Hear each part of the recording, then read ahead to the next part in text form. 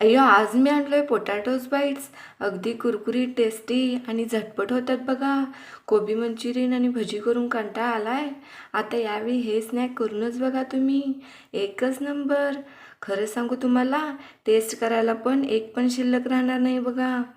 पहिल्यांदा 2 बटाटा स्वच्छ धुवून असं छोटं छोटं तुकड्यात कापून शिजवून घ्यायचं.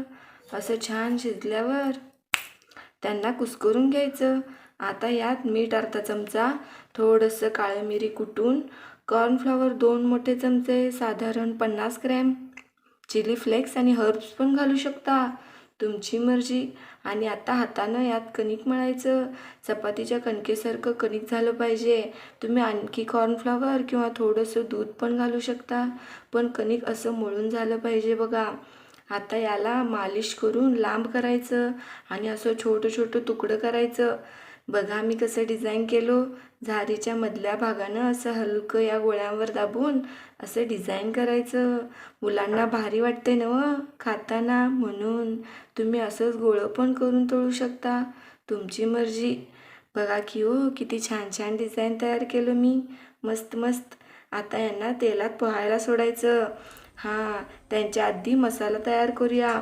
थोडंसं तिखट, थोडंसं गरम मसाला, थोडंसं पिठी साखर आणि थोडंसं काळं मीठ.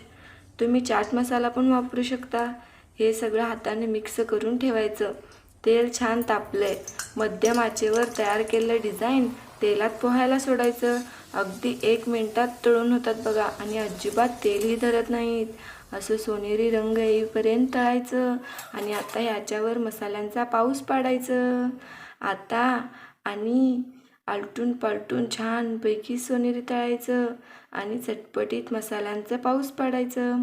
अगदी कमी साहित्यात मार्केटमध्ये जे इन्स्टंट स्नॅक मिळते की नाही, त्याच्यापेक्षा एकदम झकास.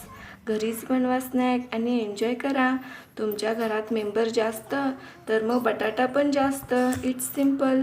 लगेच करून खावा आणि सबस्क्राईब करूनच जावा बघा. बाय, टाटा.